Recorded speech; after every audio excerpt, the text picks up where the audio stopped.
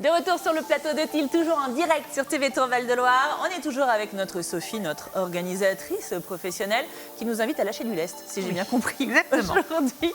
Et on est toujours aussi avec Régine Charvet-Pello, qui est en pleine forme pour parler, pour parler de design avec la France Design Week Loire-Vallée qui aura lieu à partir de demain, pendant 28 jours. On va parler de ces moments incontournables du festival ensemble. Mais tout de suite, je vous présente l'excellent Mathieu Marzeau. Salut. Enchanté. Tu vas bien? Ça va et toi? Ça va. Mathieu, si vous reprenez l'émission aujourd'hui, c'est notre yogi en plateau. Et toi, tu viens une fois par mois nous parler de yoga. Et là, tu vas nous aider à faire quoi aujourd'hui? On va essayer de convaincre ceux qui ne font pas du yoga à passer le cap et à s'y mettre. On se lance. On va parler des bienfaits du yoga notamment. Vous ne trouvez pas que j'ai changé depuis que j'en fais? Vous allez voir. Vous aussi, vous allez vous y mettre. Mais d'abord, on fait un petit focus sur les pépites de notre territoire. Vous le savez, dans cette émission, tous les mardis, c'est la rubrique des gens remarquables du Val-de-Loire. C'est le local génial.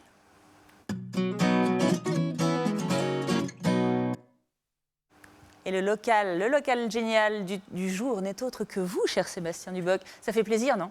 Eh bien, exact, oui. C'est ça.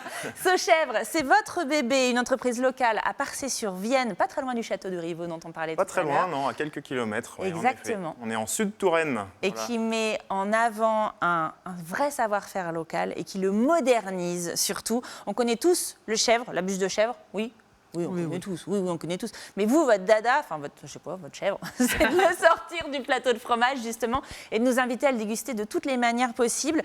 Je sais qu'on avait fait quoi? On avait fait les barres de céréales. On a lancé en effet il y a 3 ans et demi les barres de céréales au lait de chèvre. C'est ça. On avait les tartinades apéro. Les confitures de lait de chèvre. Confitures de lait de chèvre. Ensuite, vous avez la gamme de tartinables apéro que vous voyez ici, donc en 10 recettes à base de chèvre frais. On a lancé l'année dernière les crackers. Malheureusement, vu le contexte, c'était compliqué de venir le présenter. Oui. Et puis, cette année, on rattrape le coup puisqu'on vous présente nos nappages. Double nouveauté. Donc, on a un peu les crackers, mais surtout voilà. les nappages. Alors, qu'est-ce que c'est les nappages? Alors là, moi, je l'ai ouvert, mais normalement, il y a vous allez voir une jolie photo.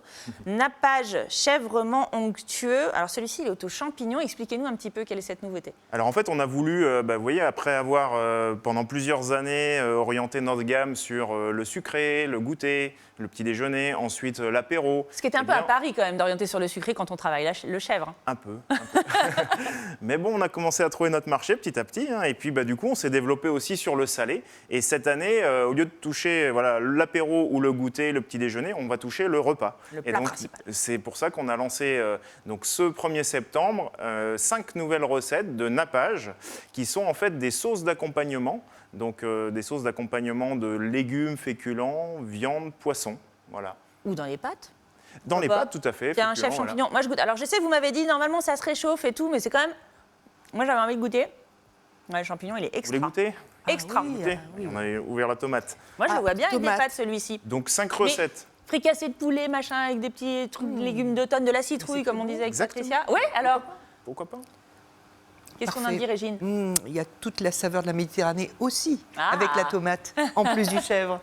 Donc en fait, on est sur une base de sauce blanche, comme une béchamel si vous voulez, qu'on va cuisiner avec les autres ingrédients. Et c'est ce qui va nous donner en fait ces produits qui sont assez onctueux. C'est pour ça qu'on a voulu mettre en avant le côté chèvrement onctueux, qu'on avait mis en avant sur les crackers en chèvrement croustillant. Ouais. Et donc on a repris aussi ces éléments pour pouvoir lancer cette gamme et qui est en train petit à petit de se répandre sur le territoire. C'est ça, d'arriver dans nos points de vente. 1000 points de vente à peu près aujourd'hui en France. Ouais, on va y revenir sur les points de vente d'ailleurs parce que c'est intéressant. Si je vous dis que c'est bon, vous avez peut-être envie de l'acheter, il faut que vous sachiez où l'acheter.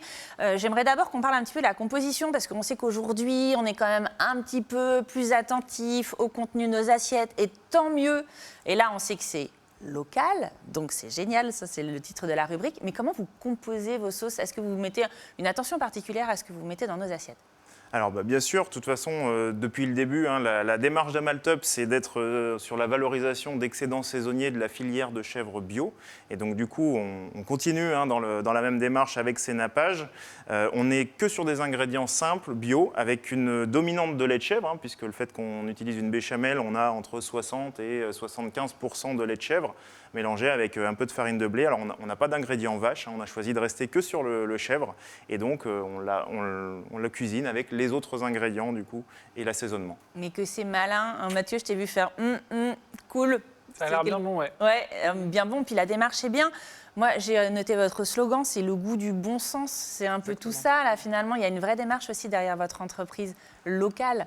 Local, voilà, avec, comme je vous disais, la valorisation de ses excédents. Ouais. Et puis, l'idée pour nous, c'est, moi qui suis passionné de la chèvre depuis maintenant quelques années, pourquoi c'est d'aller... Ça vient d'où, cette passion de la miquette? Ça m'est venu par différentes expériences pendant mes études d'ingénieur agri. Et puis, du coup, j'ai pu creuser ça pendant mon parcours professionnel jusqu'à créer cette entreprise il y a 3 ans et demi. Est-ce qu'il y a des avantages à consommer plus du lait de chèvre que du lait de vache? Je me posais la question en me disant aujourd'hui, il y a beaucoup d'intolérance à plein de trucs. Là, ça passe?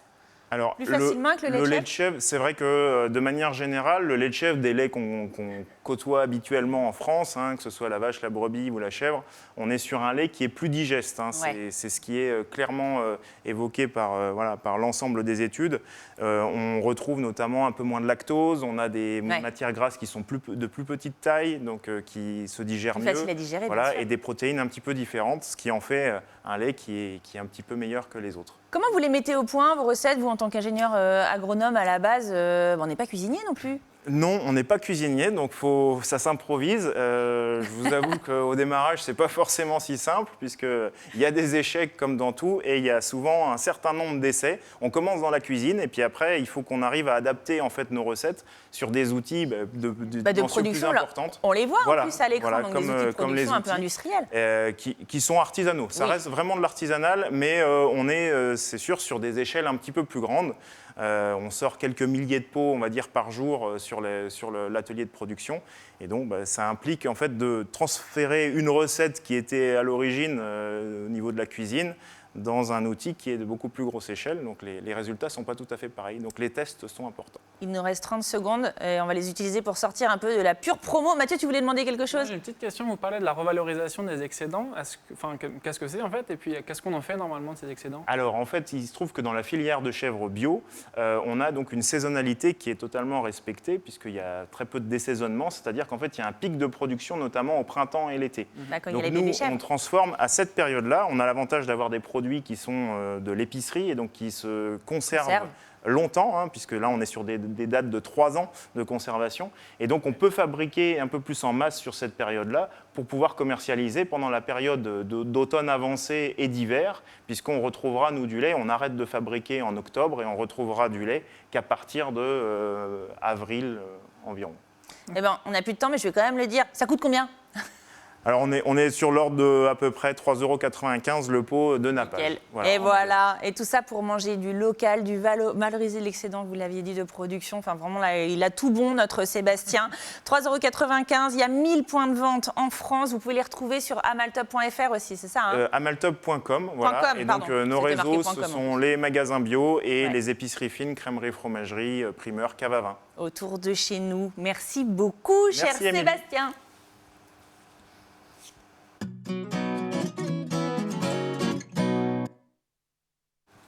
Bon, elle est aussi locale, elle est aussi géniale. On va parler maintenant avec Régine Charvet-Pello, qui peut prendre ses notes. Il n'y a pas de problème. Voilà. C'est à nous. Est-ce que Sophie, Sébastien, Mathieu, vous connaissez Régine Charvet-Pello? Oui.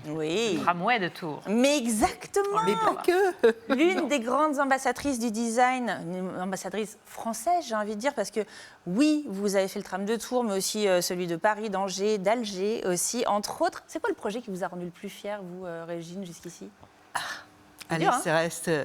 Il y a beaucoup de projets quand même très intéressants, mais celui de Tours est forcément très attachant. Vous le voyez tous les jours en plus. D'une part, et il est devenu vraiment intéressant au niveau international en termes d'exemples. Et puis quand même, le métro du Grand Paris, c'est pas mal. Pas mal. Voilà, aujourd'hui, vous êtes sur notre plateau pour nous inviter à une grande fête du design, France Design Week. C'est quoi le design en fait? C'est quoi? Alors moi je dis, on va allier le beau à l'utile, mais vous, c'est quoi votre définition? Ça va peut-être encore plus loin que le beau, parce que le beau, c'est un peu subjectif. C'est vrai. C'est plutôt s'occuper correctement de la vie des gens, c'est-à-dire leur proposer les meilleurs usages, les meilleures expériences à travers des objets, mais pas que. Des espaces comme un tramway ou du service qui peut être aussi tout à fait virtuel. Donc c'est ça le design, c'est le projet et le dessin à la fois. C'est tout l'intérêt. Exactement. Et France Design Week, comme je disais, c'est un événement qui est national, qui est parrainé par le ministère de l'économie, par celui de la culture également. La thématique qui a été choisie pour notre territoire de la Vallée de la Loire, c'est l'écologie sensorielle du design. Exact. Mais qu'est-ce que c'est que cet animal-là, l'écologie sensorielle? Alors, le sensoriel est notre ADN, c'est-à-dire sûr. ça fait très longtemps qu'on travaille sur les sensations, les perceptions, les émotions. Et c'est ce qui est porté par l'association et le Sensory Design Center qui est installé à Tours. Tout à fait. Mais on va plus loin.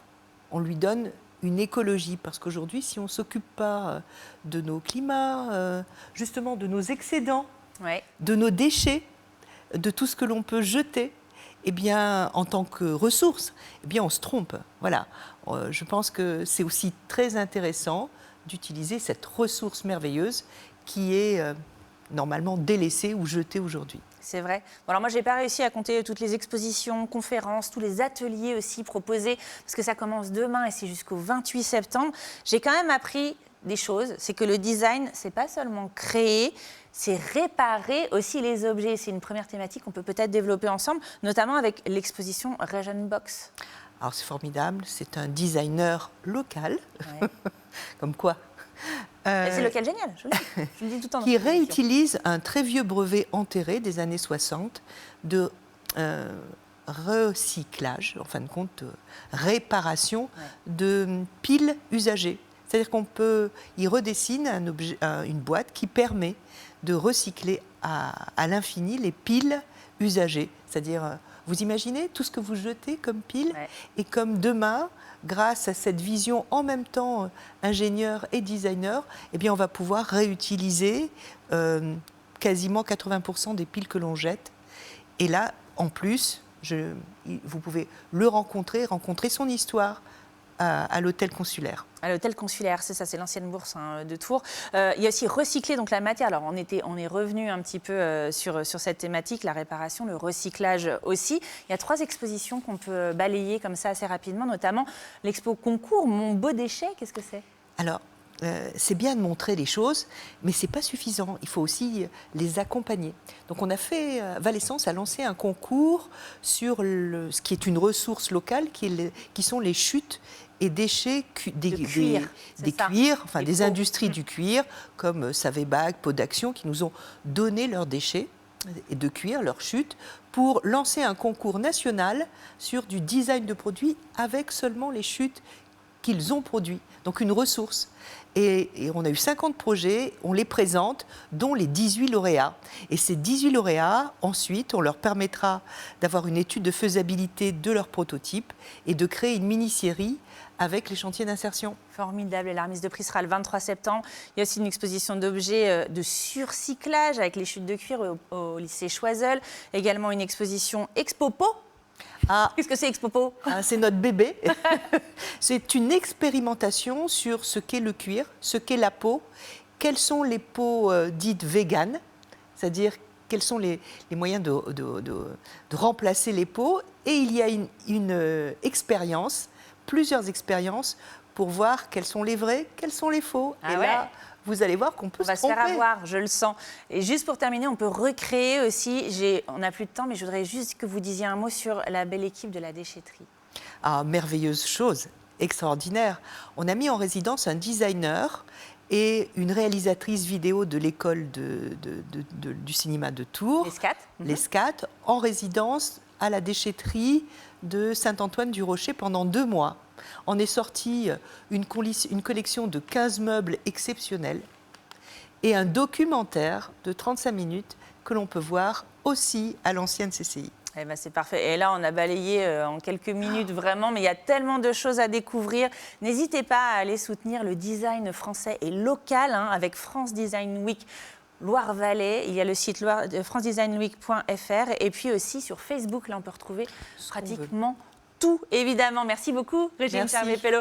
Allez, nous on va marquer une courte pause avant la 3e partie où on va se détendre maintenant. On va faire du yoga et puis on va se libérer de la charge mentale. À tout de suite sur TV Tour Val de Loire.